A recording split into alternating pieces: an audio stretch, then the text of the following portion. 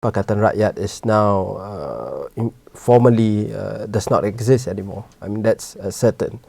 What is happening now is that we are trying to form a new movement based on the same spirit of Pakatan Rakyat. And what would this movement encompass? Who will be part of this?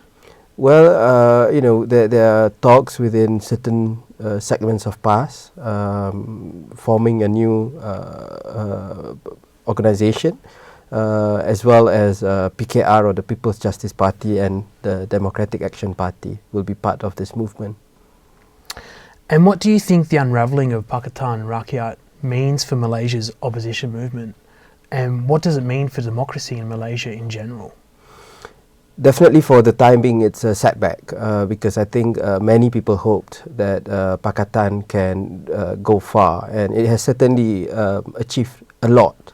It's the most successful opposition coalition to date in the country, and many of the ideas, encompassing both non-Malay parties, mixed parties, as well as an Islamist party, is something which I would think is representative of the entire spectrum of Malaysian society, and whatever new movement or new coalition that comes into being will have to also take into account of the same constituencies. So, as you mentioned, in 2013, the last general elections in Malaysia, Pakatan Rakyat won the popular vote. Yes. And took the ruling coalition, Barisan Nasional, right down to the wire. Does the opposition movement stand much hope of winning or even challenging strongly in elections in 2018? I definitely think so. I mean, the challenge for us is to get things in order, and I think everyone is working hard on that at the moment. And I think if that can be settled quickly, because at the same time the ruling coalition is also facing its own challenges. And I certainly believe that we can mount a serious challenge going to the next general election. I guess part of the complication for the coalition was a perceived lack of leadership once Anwar Ibrahim was jailed on his latest charges of sodomy. Effectively, this jailing and sentencing means he's out of politics well until after 2018. Who do you think can lead, inspire and progress Malaysia's opposition movement now? Well, I think the collective loss of first the imprisonment of Anwar Ibrahim, but earlier on the passing on of Karpal Singh from the DAP and Nik Aziz from PAS, both had all three had a major impact in the coalition, in the opposition coalition. And Anwar continues to be a major factor. I mean, he continues to be an influence even from prison. But at the same time, I think we can see an emergence of many leaders. Dr. Wan Azizah is now the opposition leader, his wife, and the president of PKR. Even if you see it within PKR, we are not, we do not have, we are not limited in terms of number of leaders that are emerging within the party. We have the Chief Minister of Selangor, Azmin Ali. We have the party Secretary General and Vice President Rafizi Ramli. We have Tian Chua, we have Daryl Liking from Sabah, and these are all making their own name. Nurul Izzah, the party vice president, they are all making their own name and within the party and the country. So I think, and the same goes with the other parties. So I certainly think that we are not lacking of figures to lead the coalition. And while a successful opposition coalition, I guess it's fair to say that in many ways it was tenuous. If not a marriage of convenience, it was possibly a marriage of tolerance. How do you think the opposition movement can get beyond questions of ethnicity, religion, and focus on being successful as it was in 2013? I think the main issue is that we need to learn from both the successes and our shortcomings within Pakatan Rakyat. We had many successes within Pakatan, but at the same time, yes, as you mentioned, there are shortcomings, and so we need to see, and that's why there's this new movement within PAS that is starting to form, and I think that probably will be able to sit better with the other parties. So And there needs to be stronger institutions to make the coalition work. Previously, it was much more of a loose coalition, so we need to make it more formal and more institutionalized in order for it to function effectively. Now, if we could turn our attention to some other recent events, and in particular the extraordinary claims from the Wall Street Journal that Prime Minister Najib Razak has siphoned off $700 million from the indebted state sovereign fund 1MDB. An interim government report says that it's found nothing suspicious about the money transfer so far. In light of this, as well as the recent property scandal in Australia, which was exposed by The Age newspaper, what are the implications for Prime Minister Najib? I think it's massive. The 1MDB issue has been haunting him for a long time. But the fact that there are two major incidents, I would say. First, earlier on, there was a property transaction involving the pilgrimage fund, Tabung Haji. And this is something which is very close to the hearts of many Muslims in the country. On the ground, so because this is where they save in order to perform their pilgrimage, so that is one that made it, rather than being an abstract corruption scandal, to something that is very real and affected them. Secondly, this transfer, which until today the Prime Minister has not actually denied. His statement is that he did not use the money for personal ends. That is against, it's such a blatant act that many, at first could not believe someone would do. So that has put a lot of pressure, and to the point that even many prominent cabinet members of the ruling party has actually come out with strongly worded statements that is not supportive of the Prime Minister. So he is in a very difficult position at the time at this time. Although I would say he still has some support within his party that is allowing him to survive. And what does this all say about the state of politics at the moment in Malaysia? Well, it shows how bad corruption has become in the country, that these things can happen, and the simple fact that such a blatant act could take place. They did not even bother to disguise or come up with a more complex arrangement for this. Corruption is something which is normal and has plagued the country, especially since the reign of Dr. Mahathir, when a lot of the country's institutions were destroyed. But this has really taken it to a different level altogether. And I think many people are disgusted. People are openly talking about it. Civil servants, people in the streets are openly talking about this at this point of time. So I think it is something which is a major issue in Malaysia. If we look at last year's elections in Indonesia and the seemingly great gains that democracy has made in that country in such a short time, and we compare that to the current state of play in Malaysia, would you say that Malaysia is in danger of falling behind? And how might the people be galvanised by this prospect?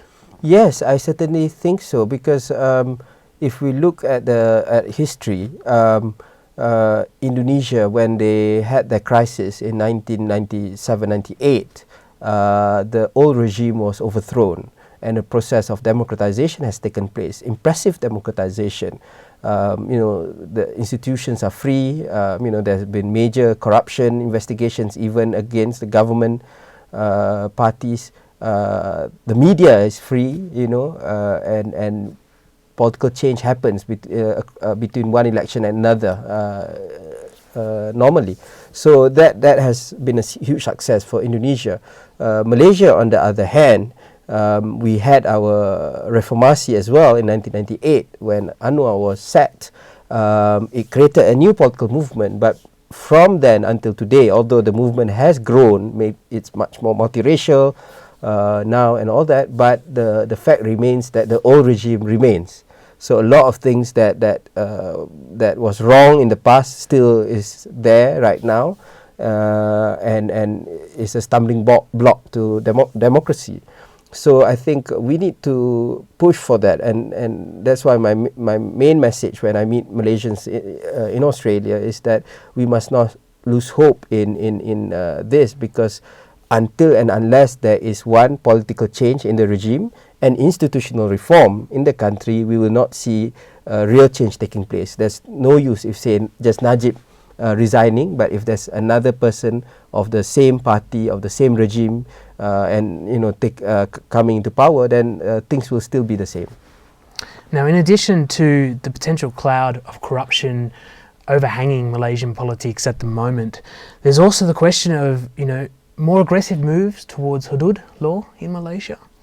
Some commentators have remarked that Malaysia is now slipping towards fundamentalism.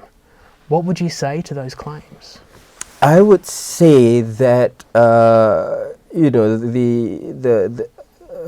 religion is increasingly becoming a political battleground in Malaysia, and it's being made use of, including by people in UMNO. We know for a fact that many people in UMNO do not really care about religion per se, and they themselves do not really lead, religious lives. But they make use of it because for them they saw that this was an issue that would break the opposition apart, and they have been proven right.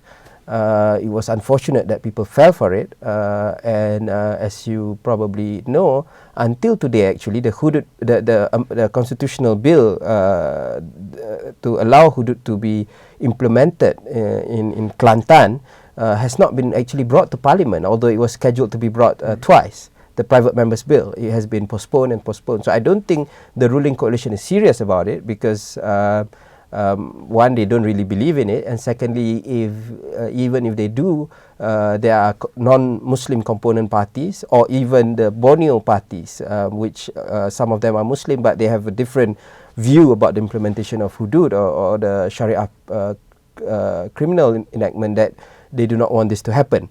So it's more of, it's being used as a political football in order to break the opposition apart. It is worrying, I agree, because race and religion are so intertwined in Malaysia, and people make use of it. But and there's a marginalization of genuine, authentic, moderate religious voices, which I think we still need to engage them, because that is the only counter to this. Not a pure secular voice, but genuine, moderate, authentic religious voices to counter extremism in the country. And in March, Nick, you were arrested and detained for 3 days for what was labelled by the authorities as an unlawful rally. Do you think Malaysia is slipping towards authoritarianism? And what can be done to arrest any potential trend in this way? Yeah, well, in fact, they claim that I was conducting an unlawful rally, but in fact, earlier on, I had managed to successfully challenge in the courts the Peaceful Assembly Act, which legislates peaceful rallies in Malaysia. So basically now there's the courts recognise the fundamental constitutional guarantees of freedom to assembly. Yet yes, I was arrested, and after I was arrested, many other opposition leaders and activists and NGO activists were arrested as well, either under that charge or the sedition laws, and which has been increasingly used to subdue the opposition. Whereas, not that I'm calling for the use of sedition law, but the supposed purpose of sedition law, i.e. to protect racial and religious harmony in the country, is not being used. Sedition law is not being used on government politicians or those allied to the governments when they incite racial and religious hatred. So you can see the double standards there. So yeah, we do see that worrying trend towards an oppressive authoritarian state. But at the same time, I think increasingly more and more Malaysians are determined to speak out and fight this trend. Finally, Nick, you gave us an interview 4 years ago when you just come into Malaysian politics, elected as one of the youngest members to Malaysia's parliament. Lots happened in that 4-year period, but you remarked back then that you hope to make a mark by helping create a Malaysia where politics are defined not by race or religion or corruption, but by values. Has that come about? Do you have hope for that still? Where do you see Malaysian politics in another 5 years' time? being an opposition politician in Malaysia, you must always have hope, because or not you won't be able to survive in this business. So yeah, I mean, I think that the trend, the overall trend is still positive. More and more Malaysians are speaking up. More and more Malaysians are interested in issues of policy and how to make the country a better place. So I think that we do see that trend, but the important issue is that we must not lose track. Sometimes it's easy to get disillusioned or give up hope. You know, the imprisonment of Anwar, the death of Karpal and Nick Aziz and all that. But we must continue to keep the torch burning and fight for change. And I believe that if we continue that with all that is happening, we can see that change happening in Malaysia. It's been an absolute